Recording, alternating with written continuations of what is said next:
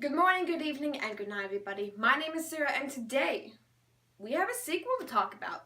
The Masked City by Genevieve Cogman. Before we get started, I do want to bring up the fact that this is book 2. And so while this review may be spoiler-free, I will be discussing stuff that happened in book 1.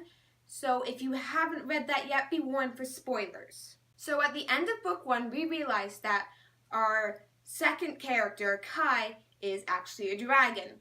And at the beginning of this book, while Irene is living her life being the resident librarian for this world that she's now hanging out in back from book 1, we realize Kai is a noble dragon.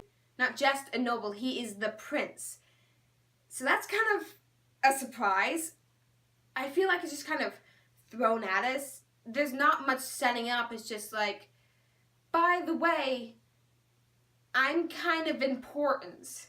And the reason why this is a problem is because Kai ends up getting kidnapped. And he gets kidnapped because he is the prince. Because his uncle is the king of all dragons, he just kind of gets thrown into the middle of a political mess. So with Kai out of the way, this is very much Irene's story. This is only Irene's story. She gets thrown into situations where it's only her. Yes, she meets some characters along the way that are only introduced in this book and will probably never be brought up again. But it's very much just about her. It's just about her moving forward. We get a lot of background on Kai, but we don't really get to see Kai in this book. So Irene has to go and get Kai back. And in order to do that, she has to travel to the world that Kai was taken to. He was actually kidnapped by 2 fays.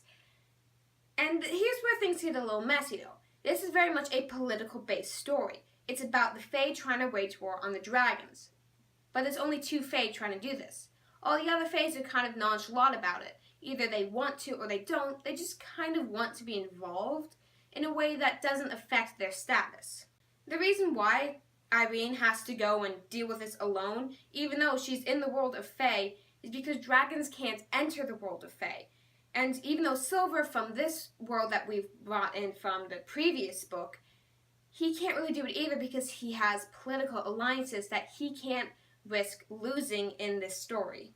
Nevertheless, Silver agrees to help Irene get into this chaotic world where the dragons can't enter. He gives her a medallion, and Irene kind of has this joke halfway through the book that she keeps getting stuff. Like, the Dragon King gave her something, Silver gave her something. In the end, she's just going to be bottled down with trinkets that get her into places. There is kind of a problem I want to bring up, though it's kind of spoiler, so I'll be very vague about it. Near the end of the book, something contradicts something stated at the beginning of the book. Irene is told that no one can come with her, but someone she knows ends up showing up, so it kind of has some problems with that. Like, it kind of contradicts itself. Like, I would get it if it goes back on something from the first book, but it was in this one. So when Irene enters this Fae world, she actually enters into the Venice, Italy of this world. And it's called the Masked City, and it's very much a play on balls and the masked ball gowns, and it has a very much a steampunk aesthetic. And you get this great sense of this location that they're at. It's familiar to us, but it's very different. This chaotic world and people stuck by strict standards and rules, and they kind of just go with it. We have the whole Irene has to change clothes debacle, and we get many different things that go out through the book that we get introduced to, but then kind of just fade away. It very much sets up the setting, but it is never really mentioned again. So in this Fae world, Irene meets a lot of different side characters. Now, I've talked about this before. There's people there that are only in this book that we won't see again, but you really do get to know them. They're Fae, and Fae's whole idea is they have to be the main character of their own story, but not every Fae has the same story. These people sign themselves away to work with other Fae, but that doesn't mean they're not the main character of their own book.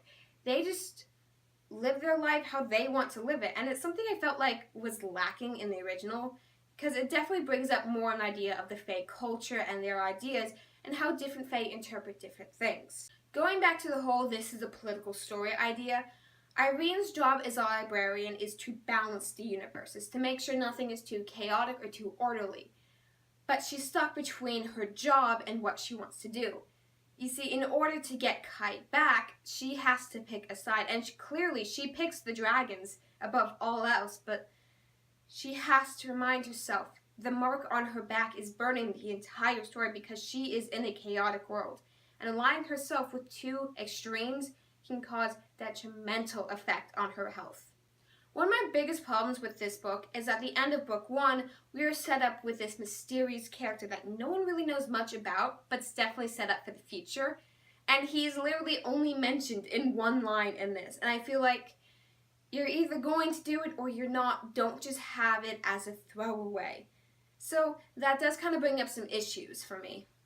This book actually has a lot of drive to it. It knows where it's going. It knows what it wants to do. And it's very effective at getting from point A to point B without taking too much side tours. And it's something I felt like the first book lacked. But all in all, I liked the first book better than this one. This was very much a sequel story.